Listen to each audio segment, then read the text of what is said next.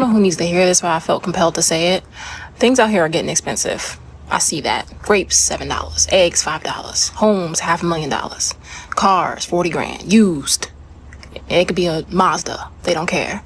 Right? But one thing I do want to say is I don't give a damn how expensive it gets. I'm not working a second job. Y'all not about to have me out here working twice.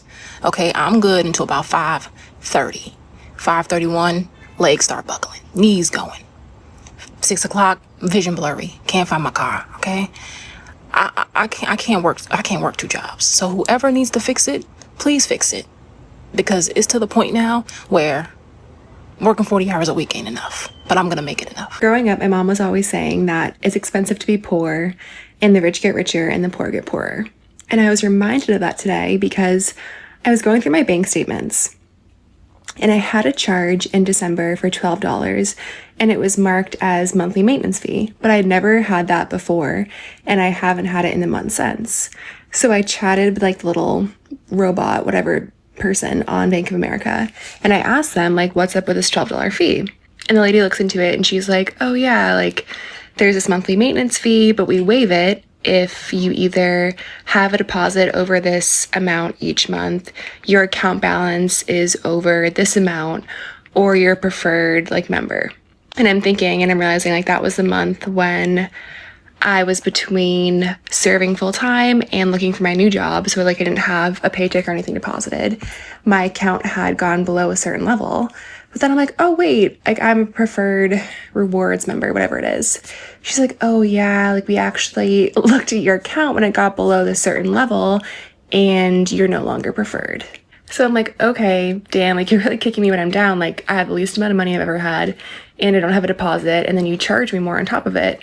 But ultimately, like whatever, it's $12 and I'm lucky that doesn't really matter to me right now. But then I was thinking of when I was younger and like my mom and I were really struggling and one of our biggest sources of income was like my Dunkin' Donuts paycheck, which was maybe like $140 a week, and how we were constantly getting late fees and they were always $35. It was like overdraft protection. So basically what would happen is like I have $55 in my bank account. Keep in mind, we're not even using credit cards. It's straight debit. So we're not even like overspending on credit. Like this is all the money we have. We're using it for basic necessities. And it'd be like, all right, I have $55 in my bank account. The phone bill, whatever the fuck hits, $70. Okay, -15. Okay, immediate -35 for the overdraft protection fee.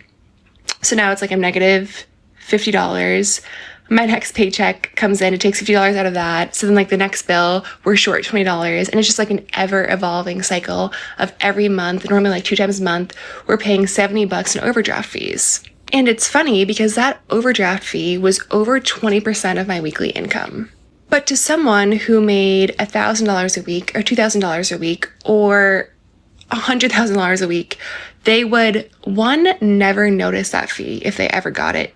But two, they would never get that fee because their account would never go below zero. They would never not have the deposit. They just would never run into that problem. And that's why it's so expensive being poor, and the rich get richer and the poor get poorer. This can be applied to so many other things. So for example, I just had to renew my car insurance and it was for 6 months. If I paid for the 6 months in advance, I think it was like $550, I want to say. But if I didn't, it would be a total of like $750 over the 6 months. So I'm able to save $200 if I can pay it all at once, but otherwise, if I can't, I have to pay $200 more. And if you're poor, guess what option you're going with because you have no other option. And the kicker is that $200 savings would really mean a lot to you, but you don't have that option. And it's the same thing with car payments and student loans and even things like the quality of your shoes or your jackets. Like you're buying the cheaper pair of shoes, that's all you can afford. You have to buy a new pair the next year. Parking tickets even, like you park on the street because you can't afford a parking spot, you get ticketed. Someone who can afford a parking spot, if they got that parking ticket, it wouldn't matter that much, but to you it does. So you fight it in court, you have to take time off work. It compounds and it compounds, and it truly is crazy. It's the same thing we see nowadays with Trump and the Republicans, and how like the bottom 20, 40, 60% pays the most in taxes and the billionaires pay the least, even though the taxes that the poorest people pay hit them the hardest. It's such a big percentage of their income and actually matters because every $20 actually matters to poor people. And the rich people, they barely pay their share. And even if they paid what they were supposed to, they wouldn't even fucking notice. Drives me insane. I went to Aldi. I have watermelon, grapes, kiwi, ICI bowls, granola, bananas, pineapple, strawberries, chicken meat for my salad, yogurt, oranges, apple, bread, noodles, cat litter, and some avocado. Besides the cat litter and the noodles, I had a gallon of milk. Okay, a gallon of milk. This was $77 and some change. This is insane. I don't know how we're gonna make it. Again, this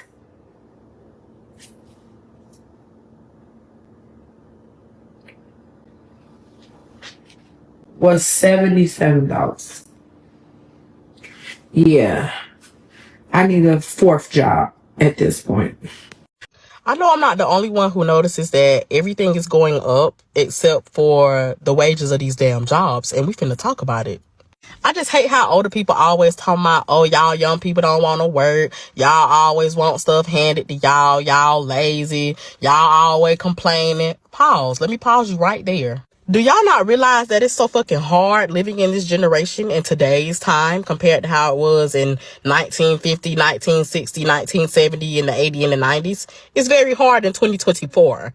See, back then, y'all rent was $200, $300, $400 a month. Y'all little car note was not that expensive. Grocery back then was not that expensive. You could probably get away with paying $40 for a whole carload of groceries. Nowadays, you can spend over $500, $200 just going to the store, going to Walmart and Publix, getting a few items, and that's it. Like, people, we struggling. I don't think y'all older people really understand how hard it is. I'm 22. How hard it is trying to pay for gas, pay for your car note, pay for your car insurance, working the bare minimum. I'm a teacher with my associate's degree, still getting paid the fucking bare minimum. Might get paid $12, $13, $14, but you got athletes out here kicking the damn ball, getting paid fucking millions. Make it make sense. And they ain't doing shit to change the world, but playing with a fucking ball. All right. And then soon as we quit a little job, y'all always want to talk about, oh, you should have held on to that little job, or, oh, you should have kept it. Don't nobody want to put up with the fucking bare minimum, especially if we get paid like $10 an hour, $11 an hour. Like, who the fuck still doing minimum wage? I don't get it. Like, why is everything going up, but the wages in these jobs ain't going up? Like, the cost of living is going up. Our rent went from $950 to $1,000. They did not come in. They did not renovate nothing, fix nothing. They ain't did shit. The rent just automatically went up January the 1st. Be fucking for real. You got groceries going the fuck up. I know when I was small, we could go out to eat, a family of 3, family of 4, and pay maybe $60-$50. Maybe, yeah, 65, maybe $50. But nowadays, you're gonna pay over $100 just to go out to eat and get a drink and a meal. Over $100 plus taxes. I don't really understand that shit. Like, I'm starting to notice the prices in groceries has went up. Tissue, goddamn paper towels, food, lunch meat, juice, goddamn eggs, goddamn. Like, it's really hard to live, and I don't think y'all older people really realize that, because y'all so busy getting Social Security and retirement, and you ain't got to work, and you ain't got to do this. Y'all getting this shit every month, but we still struggling for the bare minimum, working these bare minimum ass jobs that don't want to pay us. Make it make sense. Quit the fucking foolery. Cause it's not, I don't like that shit. Y'all be having all that shit to say, but y'all don't really understand what us young millennials go through. I don't think y'all really understand it. I was looking at a post on Facebook that was showing, like the cost of living back in 1938, where you could get milk for 45 cents, a piece of candy for 10 cents. You could pay $460 for a car. A new house was $3,000. Gas was maybe 56 cents. You're not going to get that with that in today's time. You can't even get a piece of damn bubble gum with damn 10 cents. You're going to pay $1 and some damn change, or maybe more than that. So for older people always be talking about, oh, we lazy, we this, we that. Look, compare the prices from 2024 back to 1950. Please compare it. Because if you compare the prices, the value of a dollar has definitely changed. A car is high, car note, bills, light bill, everything is fucking high. Like, you really got us millennials depending on paycheck to paycheck because we're struggling. We got to work 2, 3, 4, 5 jobs just to make ends meet. If you're not a celebrity or if you're not an athlete, you done. Or if you're not a doctor or a nurse, or if you don't have no kind of degree, and you certified in whatever, that's it. You done. And then school is fucking high too. Going to school is fucking high. School loans, school debt, student debt, all that shit is fucking high. Very high. You still got to pay money once you graduate and get that damn degree. Make it make sense. Shut the fuck up. I'm tired of y'all old people always talking about we lazy and we complain too much. No, y'all just don't understand how hard it is trying to live when y'all had it easy back in y'all day. Fuck. Then you have to be making double the amount of rent in order to live in a $1,200 2-bedroom, maybe 3-bedroom, 2-bathroom house, an apartment. Like, everything is high. You can't even stay by your damn self no more because you got to have a roommate to help you split the damn bills. Like, what the hell? And then if you're not on food stamps, them little taxes gonna eat your ass up. That's why you see everybody applying for food stamps and getting stamps. Yeah, because everything is fucking high. So before y'all old people get to talking about, oh, y'all don't want to do this, oh, y'all don't want to do that, y'all getting down retirement while we still trying to work our way up. Like, we struggling real fucking bad. Real bad. Better ask somebody.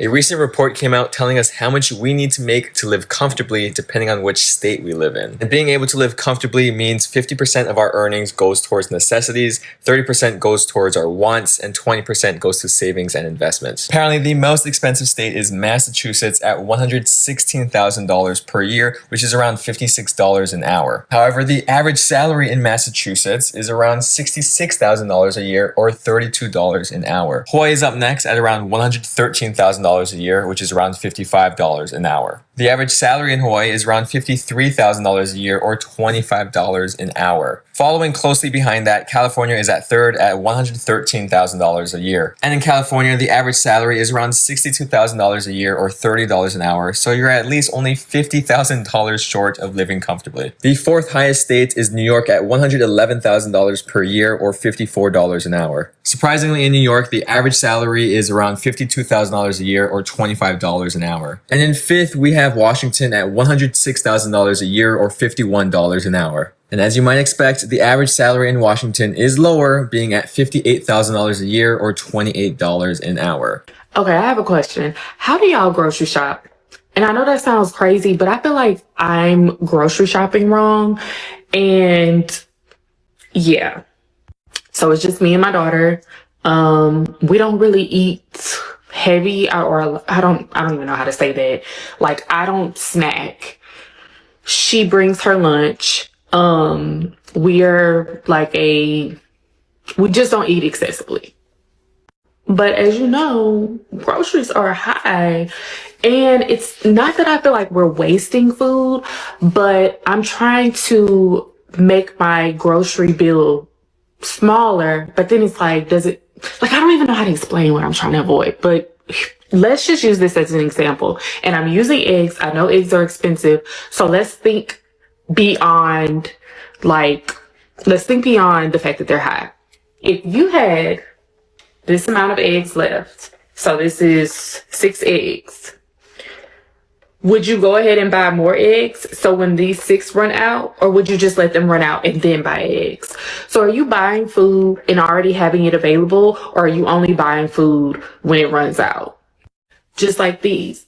My daughter, she drinks one of these every day before school, so that's 5 days a week. Well, she has 3 left.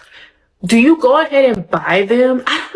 The more that I ask this, I feel like it sounds dumb, but then it also makes sense to me in my head because I'm like, I don't want my grocery bill to be so high. But then also if she drinks those 3 and then I go on Wednesday to replace them, it's like I might as well have purchased them. I don't know if this makes sense. It's a random thought, but I'm just like, I feel like I'm buying groceries wrong because why every time I go to the store, it's high. I just rewatched that and I'm like, I don't even understand what I'm asking. I Like, no, for real. Why is my bill? It shouldn't be $100 every time I go to the store and I only leave out with like 10 things. Huh? You know what also made me ask this? Two things.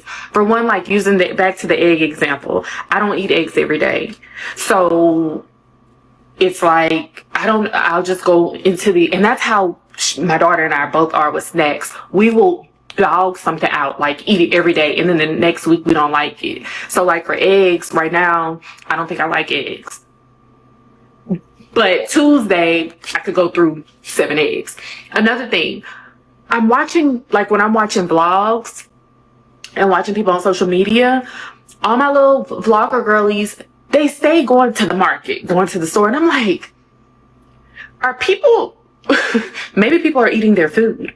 Are people eating the food, or are they buying like groceries? Girl, I don't know. This is starting to become too long. Just tell me how you grocery shop. That's all I want to know. I need some company to explain to me why there's delivery fees on food if you're expected to tip. Who's getting that delivery fee and what is it doing? Like, what is the point of charging a delivery fee if it's not going to the person delivering the food? That's what I don't get. It's just like, oh, you're not giving them that money, but then you expect me to tip? Like, especially because, like, delivery fees are not cheap. It's not like $1 or $2. It's like $8. And then they're expecting like a $5 to $10 tip. I'm not giving you $13 to $18 simply to bring me food from a place that was 5 minutes away from me. I'm not doing it. And then it's like, oh, well, it's convenient. Like, no, it's not. These companies are not even doing it conveniently anymore. You can literally walk and get food faster than they will deliver it nowadays. The food could be 3 miles away and you'll still walk there and walk back and get it before you'll get your food. It makes no sense. Like, what is the point of this? And why do we have to do it? I'm over it. This might be a boomer take, but I'm over it. I can't wait for there to be a class action lawsuit against like Uber Eats, DoorDash, all the food delivery services that just add on, the random fees, because it's actually ridiculous. And I rarely ever use apps like that, but on Saturday I wasn't feeling the greatest, so I didn't feel like driving, right? And I was like, you know what, let me just order something online. Maybe it'll like have a good deal or something. So I ordered like $12, $13 worth of food. Why the fuck was my total at the end over $30? Because tell me why there was a $4 delivery fee, there was over $8 in other fees and taxes, which, what the fuck are the other fees? I have no clue because I'll never say it. And then the tip, that shit added up to basically $30. So I was like, I ordered $12 worth of stuff. How am I at 30? And you better believe I did not actually order that because I'm like, I'm not paying that fucking much. What are $8 in other fees? And I swear to you, all these apps, they just make up like fake fees for them to just pocket the money, because it doesn't go to their drivers because they don't get paid for shit. And it's not like it's like compensating for like, oh, a late night order or like, something when it's really crowded. No, this was during the middle of the day, all right? And even with those like stupid ass fees, sometimes they'll have like, oh, the small order fee or like the late at night fee, like something like that where it's like, why are you charging me extra because of how much I ordered or what time I ordered at? Like, there's a reason why less and less people are starting to use these apps, because they just upcharge you like a motherfucker. And it's like, why are you upcharging me basically double of what my meal costs just to place the order? And you're not even explaining what I'm actually paying those fees toward. That delivery fee you're paying right now is not a tip to your delivery driver. That $4 delivery fee at Pizza Hut that you're paying is not a tip. That $3.99 delivery fee at Marco's Pizza, not a tip. That $7 delivery fee from Jimmy John's, not a tip. That $10 McDonald's meal that costs $20 on DoorDash, not a tip. From a person who delivered pizzas for Marco's Pizza for over a year, got paid $6 an hour on the road, plus mileage for maintenance purposes. Delivery drivers rely heavily on tips. I will tell you right now, after doing food delivery and gig work for 2.5 years, I will not continue gig work after I graduate college. Gig work should be meant for college students. In my opinion, yes, tipping culture is getting way too out of hand. But it does not change the fact that you should be tipping your delivery drivers. These corporations charge delivery fees to ensure they can pay their drivers an hourly rate of $6 an hour, 40 cents a mile, whatever.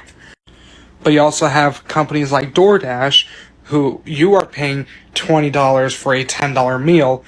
20% of that gets taken automatically by DoorDash of what the subtotal is. $2, I repeat, $2 goes to the driver to deliver your food. And I am a huge advocate that delivery drivers do more work than restaurant servers. The reasoning for this is that delivery drivers use their own vehicle. The company does not provide you a vehicle to do these deliveries. So you have to pay for maintenance, wear and tear, gas, anything associated with a vehicle. Is the driver's responsibility to pay. So I guess this is just a reminder that you need to tip your delivery drivers. In regards to what is a good tip, at the bare minimum, I say $1 per mile or 10%, whichever is more. So if you're ordering $100 worth of food, $10 is not a terrible tip. That is a proper tip. But if you're ordering from 15 miles away, $10 is not an adequate tip. So just make sure you tip your delivery drivers and please tip them adequately. If you cannot afford to tip, you do not deserve the right to food delivery. Food delivery is a luxury. If you are unable, like physically unable to go get it yourself, that is the purpose of food delivery. Just make sure you are tipping appropriately. Again, food delivery is a luxury. It is not a necessity for survival. So this is just a friendly reminder to tip your delivery drivers, okay? Okay. Thank you for coming to my TED Talk. I don't fucking understand these fucking apartments. Yo, I'm applying for an apartment, right? I'm moving out. End of the month. I'm getting up out of here. Why the fuck I applied this apartment, right? Everything was good. Credit was bomb. My deposit was ready. She said, okay, but the only thing is you have to make 5 times the rent. 5 times the fucking rent? What the fuck? Do you know how much money that is? That is a lot of fucking money. 5 times the rent. The bitch said it like, yeah, 5 times the rent. Like, that's a fucking walk in the fucking park, bitch, like I'm a dog. Bitch, what the fuck? So I look at her, I said, no. 5 times the fucking rent? She gonna say, yeah, 5 times. Again, like she said, it was a walk in the fucking park. Again, I'm not a fucking dog, I don't walk in the park. So the only question that dawned on me, right? Do you make 5 times the fucking rent you working here? You work in these apartments. Do you make 5 times the rent? She was like, no, I got a discount. Well, you give me your fucking discount then. What the fuck is wrong with you? 5 times the fucking rent. Bitch, what? If you want cheap rent without getting a roommate, there's only 2 options available. So for your first option, if you want a cheap apartment, is you have to move to far, far away land. You have to move to a small ass town where everybody goes to Walmart for fun. There's nothing to do and you'll be bored as hell, but your rent will be $35 a month. Your second option, if you want cheap rent, is your roommate is probably going to be rats and roaches. Your car's going to get broken into. You're probably going to get shot. But at least your city is a lot of fun and there's a lot of things to do in your city. And this is why I think renting is such a very unfair concept. I have a friend who's paying $2,500 a month for a 2-bedroom, 2-bathroom apartment in Miami, Florida. Then I have another friend who's paying $800 for a 2-bedroom, 2-bathroom apartment in a small town in South Carolina. Both apartments are pretty much the same size. The only difference is location. I think it should be illegal for rent to be over $2,000 a month. You could be paying $2,000 a month for your apartment and your next door neighbor, same model, same everything, could be paying $1,800 for the same model apartment as you. Or they could be paying more than you. When you renew your lease, it could go up by $9 or $900. And then you're paying $2,000 a month, but you will never own your apartment. You will never own it. I feel like rent should be like a fixed amount across the board. A 1-bedroom apartment anywhere in the United States should be like $800. A 2-bedroom apartment should be like $900. Life is unfair, but renting is 10 times unfairer. Turns out shrinkflation was more common than we thought. A Lending Tree analysis of 98 supermarket products found that over the last 4 years, 30 of them had shrunk. The worst offenders were toilet paper, cereal, and candy companies. Angel Soft toilet paper shrank from 490 sheets in 2019 to 320 sheets in 2024. At the same time, customers paid 13.5% more per 100 sheets. Charmin, Cottonelle, and Scott's toilet paper were also listed. Frosted Flakes shrank the most per ounce in the cereal category. Raisin Bran, Cheerios, and Cocoa Puffs followed closely behind. And Reese's Miniatures decreased the most in the candy category, shrinking 11% while increasing its price 68.2% per ounce. The entire premise of shrinkflation irks me. Shrinkflation is only a thing because companies think they can get away with it. But what we can do is stop buying their products. I think that's the only way to put real pressure on these companies to stop this practice. Can we talk about shrinkflation for a second? Shrinkflation. If you don't know what that is, you do, because you live in America. But it's just where the price of things goes up, right? We all know that. Everything's goddamn expensive right now, okay? The price goes up. The serving size goes down, okay? The serving size goes down. I've got here my favorite nachos of all time, right?